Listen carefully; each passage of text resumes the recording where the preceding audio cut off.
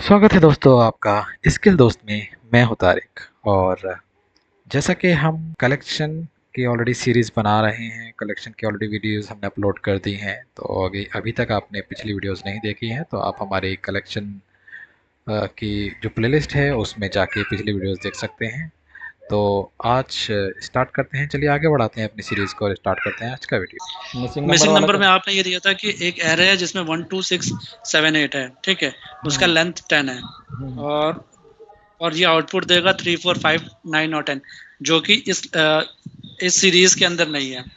पहले इसको हम देखते हैं कलेक्शन के साथ हम कैसे करेंगे। तो कलेक्शन से कितना आसान हो जाएगा आपका ये। तो यहाँ पे आते हैं, सेट के अंदर है ना, एक मिनट क्या था, फाइंड मिसिंग नंबर क्लास बना लिया मैंने फाइंड मिसिंग नंबर की। ठीक है, अब हम क्या करेंगे कि हम इसमें मेन मेथड बनाते हैं। मेरे को आदत पड़ रखी है मेन मेथड से मैं यूटिलिटी पे जाता हूँ। ठीक है, तो एक हमें क्या दिया हुआ था, इंट दिया हुआ था ना।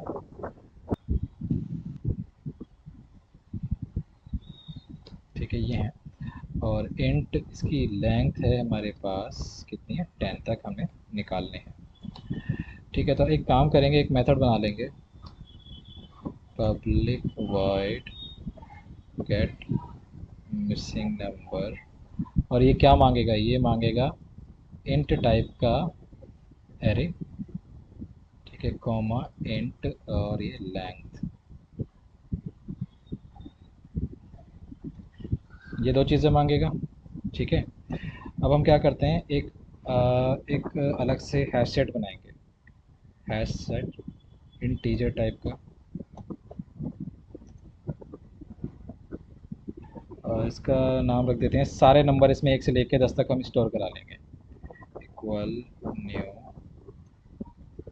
यार कंट्रोल हैश सेट प्रैक्टिस लिखा हुआ। इसका पैकेज इंपोर्ट करा लिया। ठीक है, तो ये हमने एक नया हैशसेट बनाया है कि जो इसमें हम क्या करेंगे, सारे के सारे नंबर स्टोर कराएंगे पहले 1 से लेके 10 तक।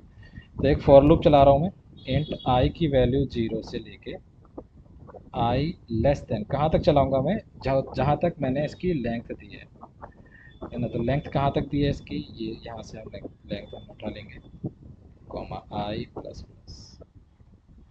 तो ये 0 से लेके चलाएंगे हम, नहीं 1 से चलाएंगे, क्योंकि 1 से लेके 1 से 10 तक है ना नंबर। तो 1 से लेके 10 तक हम इसकी एक सीरीज़ बना रहे हैं, और उस सीरीज़ को हम क्या करा रहे हैं, एक ऑल नंबर्स के अंदर हम ऐड करा रहे हैं, ऑल नंबर्स डॉट ऐड। तो इसके अंदर आई के अंदर ये ऐड हो गया। तो अब हमारे पास क्या हो गया कि ऑल नंबर्स में 1 से लेके 10 नंबर तक हमारे पास आ चुके हैं। ऑल नंबर्स में हमारे पास सारे नंबर आ चुके हैं। यहाँ पे इसको इस तरह से कर सकते हैं, 1 2 3 4 5 6 7 8 9 एंड 10, ये सारे नंबर हमारे पास इसके अंदर स्टोर हो चुके हैं। अब कुछ नहीं करना है, अब सिंपल, अब हम क्या करेंगे, एक फॉर लूप और चलाएंगे, वही वाला कंटेंस मेथड का आवाज़ जिसी तरह से फॉर ईच लूप चला लेते हैं। कि जो भी चीज़ आएगी हम नंबर में रखेंगे, और जिस जिस एरे से आ रहा है, यानी कि ये वाला एरे यहाँ पे आया और यहाँ पे इसको हमने फॉर ईच लूप में चलाया।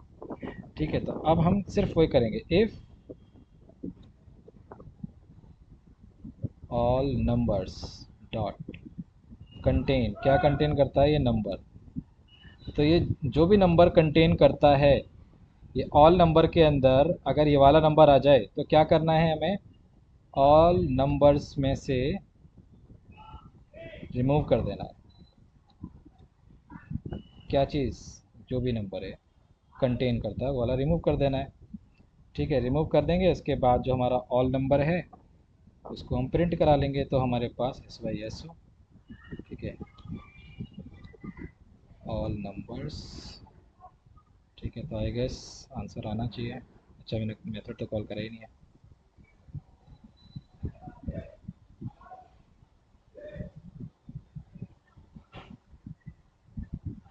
ए आर आर हो गया, कॉमा लेंथ हो गया। ठीक है, ये हो गया हमारा। एक बार रन करते हैं, तो 3549, 3 नहीं था, 1 2 3, 5 नहीं था। ठीक है, अब ये अगर 10 भी आपको कराना है तो ये क्या करेंगे, लेस देन और इक्वल टू कर देंगे यहाँ पे। तो ये क्या करेगा कि 10 को भी यहाँ पे इंक्लूड कर देगा। ठीक है, तो इस तरह से कलेक्शन से हमारा काम आसान हो जाता है।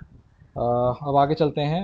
ये क्वेश्चन तो हमारे हो गए, थोड़े से ट्रिकी क्वेश्चन थे ये, और ये इंटरव्यू में इस तरह के क्वेश्चन पूछ लेते हैं। ठीक है, तो आपको क्या करना है, आपको एक बेस्ट प्रैक्टिस के लिए मैं बता रहा हूँ क्या करना, एक अलग से पैकेज बना लेना।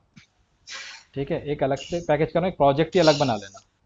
उसमें क्या करना है, तो जिस तरह के मैं ट्रिकी क्वेश्चन बता रहा हूँ या जो भी आपके दिमाग में आ रहे हैं, उनको आप अलग अलग क्लास के अंदर उसको सॉल्व करना।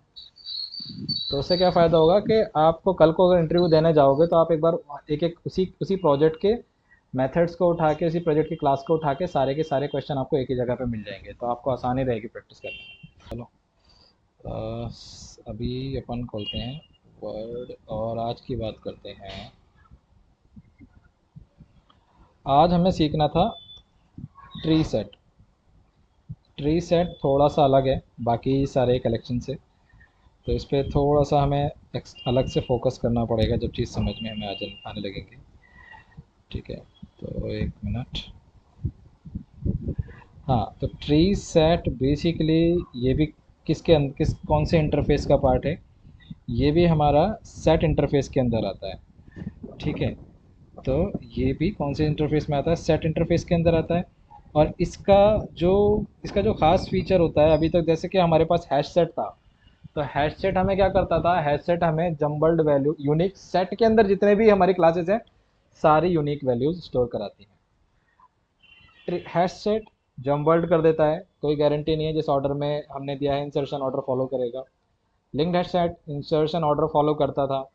अब क्या हो, अगर हमें रिक्वायरमेंट हो, अगर हमें डेटा सॉर्टिंग ऑर्डर में चाहिए, ठीक है, तो हम क्या करेंगे, सॉर्टिंग ऑर्डर के लिए हम ट्री सेट की तरफ जाएंगे। तो ये क्या करता है, ये हमारा डेटा सॉर्ट करता है, डेटा सॉर्ट कर देता है। तो इसकी प्रॉपर्टीज़ क्या होती हैं, ठीक है, तो ट्री सेट क्या करता है, डेटा को सॉर्ट करता है। तो ट्री सेट जो है ये इंट्रोड्यूस हुआ था JDK 1.2 में। 1.2 में JDK 1.2 में आया था। ठीक है, और इसकी खास बात क्या है कि ये हेट्रोजीनियस डेटा स्टोर नहीं करता। It does not store heterogeneous data. ठीक है, अभी इसी को थोड़े से लाइन को और लिख सकते हैं, अगर इंटरव्यू में बताना तो थोड़ा सा और आप इस तरह से बता सकते हैं, it only allows homogeneous data, heterogeneous को स्टोर नहीं कराएगा।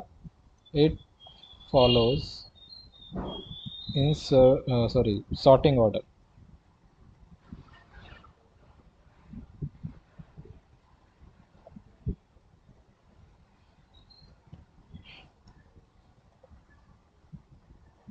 असेंडिंग ऑर्डर में सॉर्ट करता है।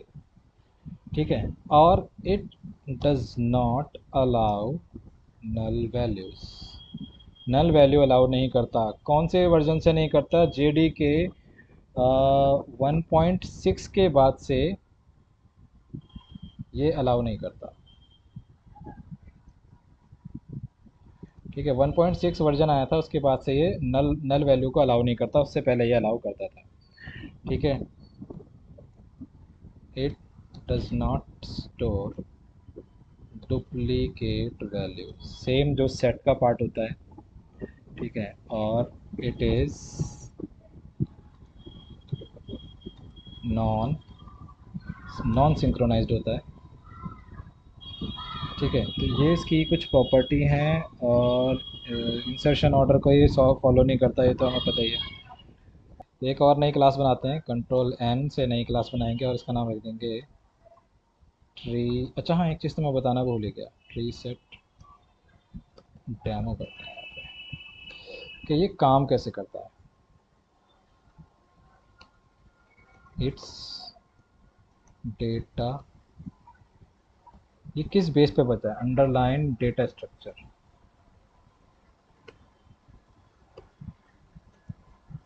बैलेंस ट्री के का डेटा स्ट्रक्चर फॉलो करता है। इससे पहले हम इसको बारे में जाने, बैलेंस ट्री को समझना पड़ेगा। तो आते हैं बैलेंस ट्री का काम कैसे होता है। सबसे पहले यहाँ पे पेंट खोलते हैं। ठीक है, पेंट किसके थ्रू हम समझेंगे, तो एक हमारे पास हम यहाँ पे नंबर स्टोर करा लेते हैं। ठीक है, कुछ नंबर ले लेते हैं।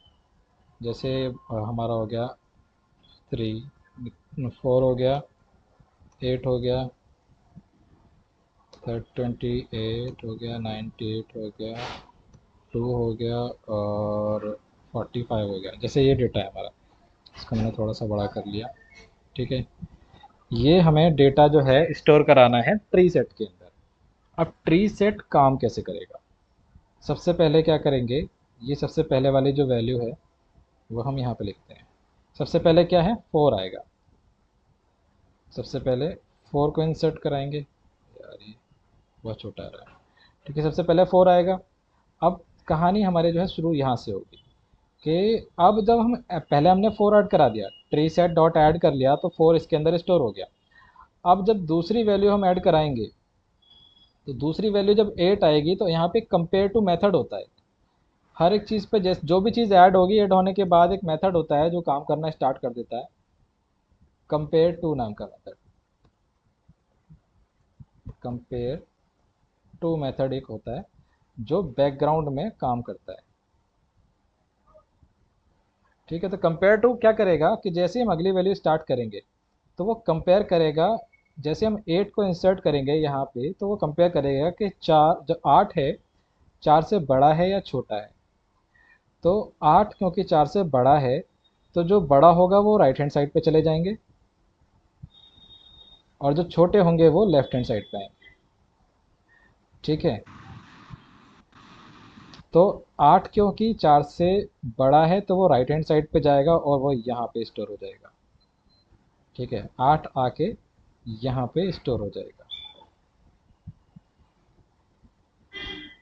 कहीं भी कंफ्यूजन हो तो पूछ लेना। ठीक है, 8 यहाँ पे आके स्टोर हो गया। अरे यार, चलो समझ तो जाओगे ही। 8 यहाँ पे स्टोर हो गया। अब 23 आया, 23 ऊपर आया यहाँ पे। अब यहाँ से कंपेयर करेगा कि क्या 23 इज़ ग्रेटर देन और लेस देन 4। तो 23 बड़ा होता है, तो वो यहाँ पे वो फिर राइट हैंड साइड पे आएगा। राइट हैंड साइड पे वो यहाँ पे लैंड करेगा। यहाँ पे लैंड करने के बाद वो फिर कंपेयर करेगा कि 23 जो है, क्या वो 8 से बड़ा है या छोटा है। 8 से बड़ा है तो वो फिर राइट हैंड साइड पे आ जाएगा इसके। फिर इसके राइट हैंड साइड पे स्टोर हो जाएगा, एक नया नोड बना के इसके अंदर स्टोर हो जाएगा।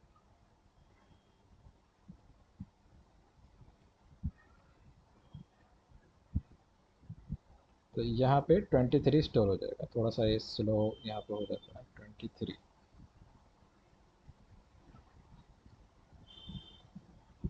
तो 23 यहाँ पे स्टोर हो गया। अब सर अगला, जैसे सॉर्टिंग चलती थी वैसे ही चल रहा है ना, जैसे सॉर्टिंग होता है। राइट राइट राइट, सॉर्टिंग ही कर रहा है। तो ये बैलेंस ट्री वर्क कैसे करता है, मैं वो समझाना चाह रहा हूँ आपको। ठीक है, अब यहाँ पे 98 आया, तो 98 यहाँ पे आएगा, तो 98 इनसे ही बड़ा है तो राइट हैंड साइड पे आएगा, इससे भी बड़ा है तो राइट हैंड साइड पे आएगा, और इससे भी बड़ा है तो इसके भी राइट हैंड साइड पे ही 98 आ जाएगा। ठीक है, अब यहाँ पे भी 98 लगा देते हैं। तो यार थोड़ा सा,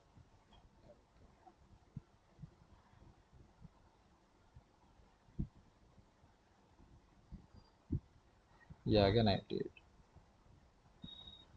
ठीक है, तो 98 यहाँ पे स्टोर हो गया। अब यहाँ पे आ गई छोटी वैल्यू 2। 2 क्या होता है, 4 से छोटा होता है, तो लेस देन है, तो वो छोटा है तो वो लेफ्ट हैंड साइड पे आएगा। ठीक है, यहाँ पे आएगा। अब यहाँ पे आ गया है, एक मिनट, हमने 4 पे ना ये वाली गलती कर दी, लेके कोई इशू नहीं है। तो ये बैलेंस ट्री इस तरह से काम करता है। तो अगले जो वैल्यू है, जो 2 है, वो यहाँ पे लैंड करेगी। ठीक है, ये इस तरह से यहाँ पे स्टोर हो गया।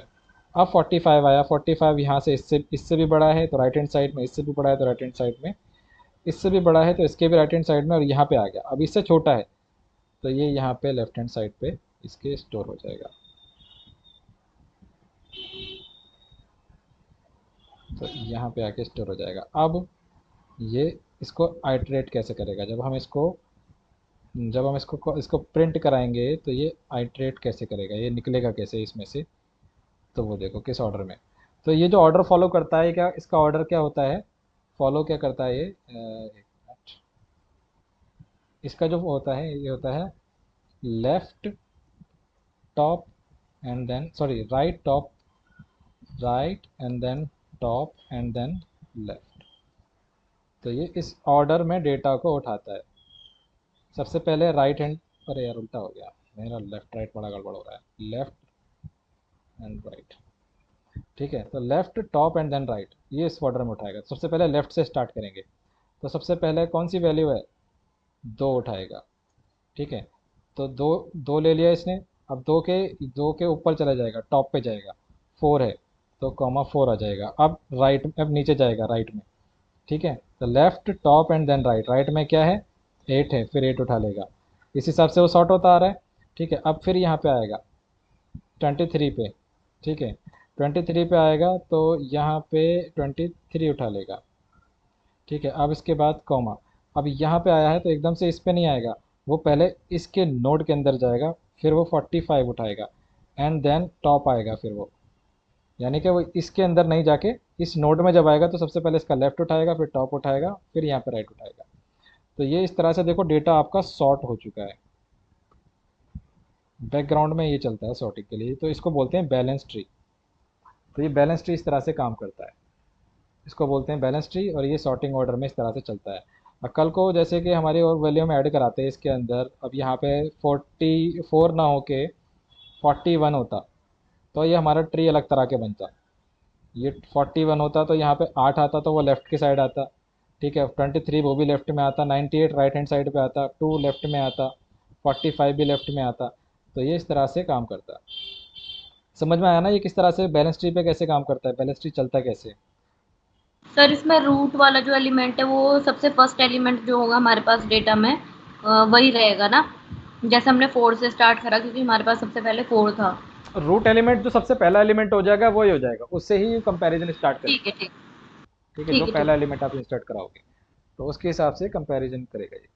ठीक है, तो ये हमारा जो है ट्री सेट है, और इसके कुछ मेथड्स भी होते हैं जो अभी हम देखते हैं, यहाँ पे आ जाते हैं।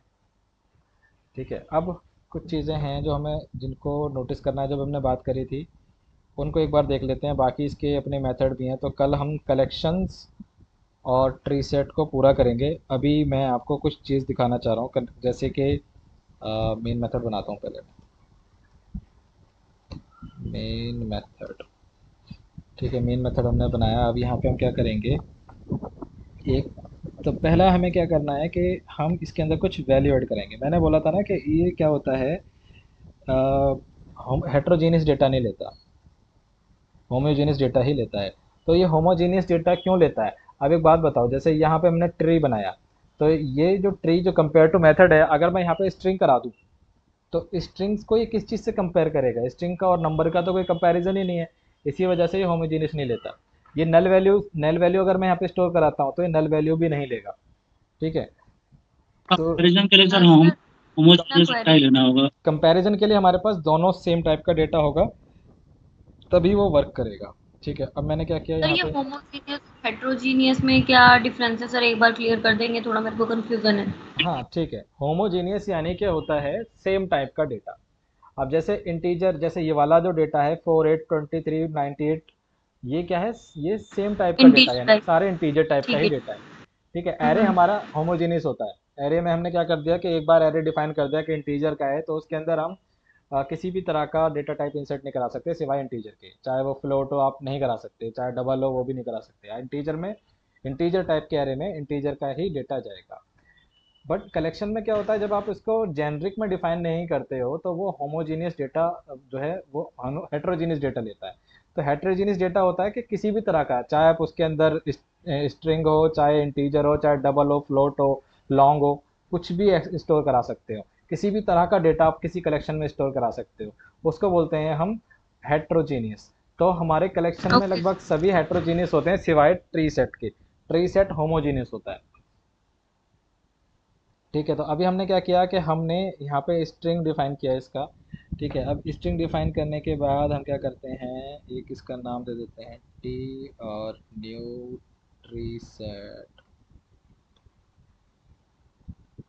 रीसेट, ये हमने इसको पैकेज इंपोर्ट कर लिया। ठीक है, टी डॉट ऐड कर लिया। ठीक है, अभी ये स्ट्रिंग मैंने डिफाइन किया हुआ है इसका। अब यहाँ पे मैंने क्या कर लिया, अजय। अच्छा, ये स्ट्रिंग को भी सॉर्ट कर सकता है अल्फ़ाबेटिकल ऑर्डर में।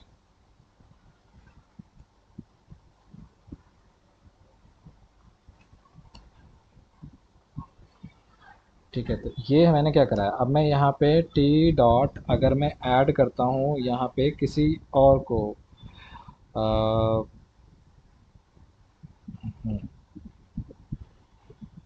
एक मिनट, अगर मैं टी डॉट ऐड इसको, सॉरी इसको मैं प्रिंट कराता हूँ एक बार, तो देखो अरे यार ये क्या ही हो गया, एस वाई एस ओ। तो देखो ये मैंने मतलब ऑर्डर में डेटा इसको नहीं दिया है। सबसे पहले तो ये देखते हैं कि ये ऑर्डर में डेटा अपने आप उसको कन्वर्ट कर देगा। यहाँ पे आते हैं, राइट। जब मैंने इसको रन करा प्रोग्राम को, तो ऑटोमेटिकली अल्फ़ाबेटिकल ऑर्डर में, एक मिनट, ट्री सेट में साइन नहीं करता, tree set string tree set T dot add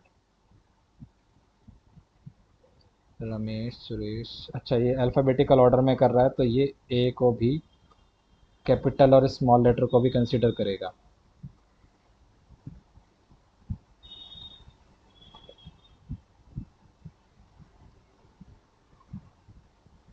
ये ऐसा क्यों हुआ कि मैंने इसको, ए को मैंने स्मॉल बनाया तो ये लास्ट में ले गया।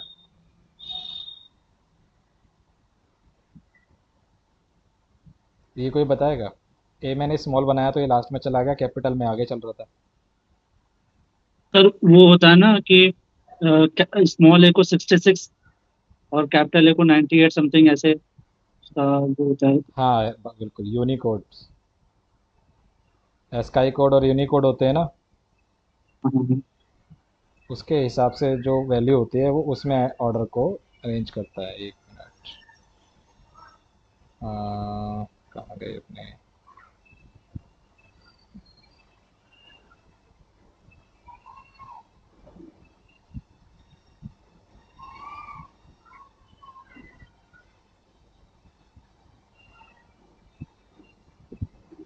यूनिकोड वैल्यू आती है ना जिसमें हमें आइडिया लग जाता है।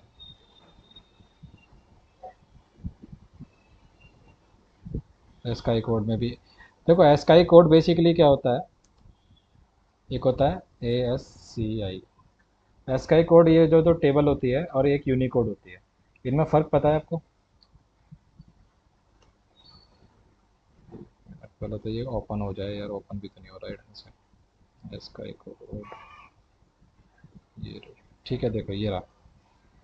इनकी हर किसी के नंबर होता है, HTML नंबर है, पिन नंबर है, DCML है, और ये रहा नंबर इसका।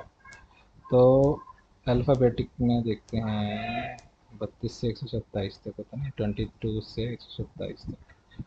तो देखो, सबसे पहले ये स्काई कोड आप उठाओगे तो जो अल्फ़ाबेटिकल ऑर्डर जो चल रहा है वो यही वाला होता है। तो 65 जो है वो पहले आ रहा है, इस ऑर्डर में वो सॉर्ट कर रहा है। और इसके बाद जो है, जब ये A to Z ख़त्म हो जाएगा तो कुछ कैरेक्टर के बाद ये 97 से हमारे स्मॉल लेटर स्टार्ट हो रहे हैं। तो बेसिकली ये जो एस्काई, ये जो होता है ना हमारा, जो इस ऑर्डर में सॉर्ट करता है, ये मैं बताना चाह रहा था।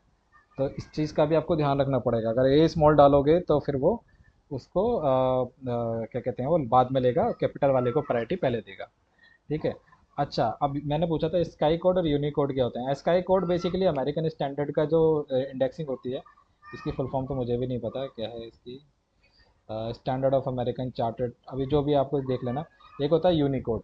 तो पहले क्या था, हमारे पास कंप्यूटर के अंदर सिर्फ इंग्लिश लैंग्वेज ही काम करती थी, है ना। दूसरी लैंग्वेजेस को ऐड करने के लिए उन्होंने यूनिकोड बनाया था, जिसके अंदर हमारे पास बहुत सारे कंट्रीज़ की अपनी अपनी जो लैंग्वेजेस हैं वो सारी की सारी इंक्लूड होगी। तो एस्काई कोड में लिमिटेड लैंग्वेज है, इंग्लिश छोड़ के और कोई सी लैंग्वेज नहीं आती है, बट के यूनिकोड के अंदर बहुत सारी लैंग्वेजेस आ जाती हैं। एस्काई कोड में लिमिटेड कैरेक्टर हैं।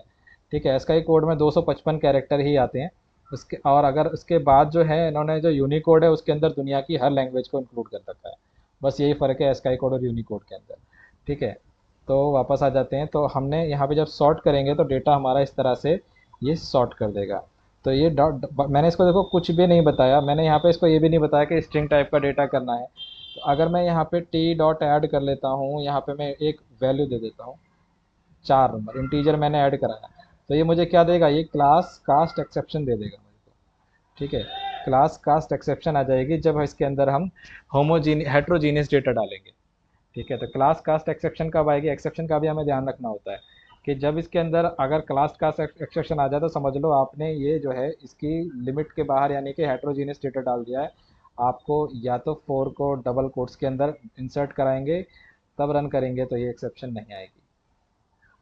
ठीक है, चार क्योंकि यूनिकोड के अंदर चार पहले आता है या स्काई कोड के अंदर चार पहले आता है और ये अल्फ़ाबेट बाद में आते हैं, तो इसी वजह से नंबर को पहले प्रायोरिटी मिल रही है। ठीक है, तो ये इस तरह से काम करता है। ठीक है, अब इसके अलावा हम दूसरा दूसरा सिनेरियो लेते हैं कि इसमें हम नल वैल्यू स्टोर करा के देखते हैं कि क्या ये नल वैल्यू लेगा। मैंने बताया था ना 1.6 के बाद नल वैल्यू लेना बंद कर दिया है आपका। अगर जेडी के 1.6 है तो उस वहाँ तक तो ये नल वैल्यू स्टोर करा लेगा, बट उसके बाद के वर्जन में ये नल पॉइंटर एक्सेप्शन देगा। ठीक है, तो ये देखो नल पॉइंटर एक्सेप्शन आ रही है। तो नल पॉइंटर एक्सेप्शन जो है आपकी जो है इस सिनेरियो में आएगी जब आप नल वैल्यूज़ के अंदर पास कराएंगे। ठीक है, तो ये नल वैल्यू जो है आप जब भी कराएंगे अगर आपको नल पॉइंटर एक्सेप्शन दिख जाएगा तो आप समझ लेना कि ये जो है आपने इसके अंदर गड़बड़ की हुई है जिसकी वजह से ये नल पॉइंटर एक्सेप्शन आ रहा है। अच्छा, किसी भी ऑब्जेक्ट का जब आप कंपैरिजन करते हो नल के साथ तो आपको नल पॉइंटर एक्सेप्शन मिलती है। यहाँ लिख लेते हैं व्हेन यू कंपेयर, ये चीज़ कंपेयर एनी ऑब्जेक्ट कोई भी with null value you get null pointer exception. ठीक है, तो एक्सेप्शन हैंडलिंग को एक बार अच्छे से आप पढ़ लेना क्योंकि इसमें से भी आपसे कई क्वेश्चन पूछ लेते हैं कि थ्रो और थ्रोज में क्या फ़र्क होता है। ठीक है, और जैसे आपका क्या बोलते हैं चेक्ड एक्सेप्शन क्या होती है, अनचेक्ड एक्सेप्शन क्या होती है। ठीक है, तो ये सारी चीज़ें आपको पता होना चाहिए। रन टाइम एक्सेप्शन कौन सी होती हैं, कंपाइल टाइम एक्सेप्शन कौन सी होती हैं। तो इस तरह से भी घुमा के भी वो क्वेश्चन पूछ लेते हैं। तो नल वैल्यू जैसे हम स्टोर कराएंगे तो वो नहीं लेगा, नल वैल्यू को एक्सेप्ट नहीं करने वाला है इसके अंदर। ठीक है, तो ये चीज़ आपको आई होप क्लियर हो गई होगी। ठीक है, अब मैंने एक और बनाया ट्री सेट और यहाँ पे num equal new tree set num dotted. तो मैं इसके अंदर नंबर स्टोर करा सकता हूँ, नंबर तो इजीली स्टोर हो जाएंगे। अब एक क्वेश्चन यहाँ पे मैं पूछना चाह रहा था, जैसे मैंने यहाँ क्या ये 23 कॉमा नम डॉट, यार ये पता नहीं एकदम से आ जाता है ऐड 32।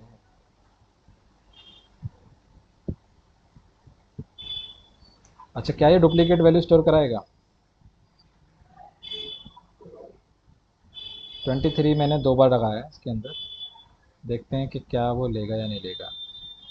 ठीक है, और इसको एक बार प्रिंट कराते हैं SYSO ना।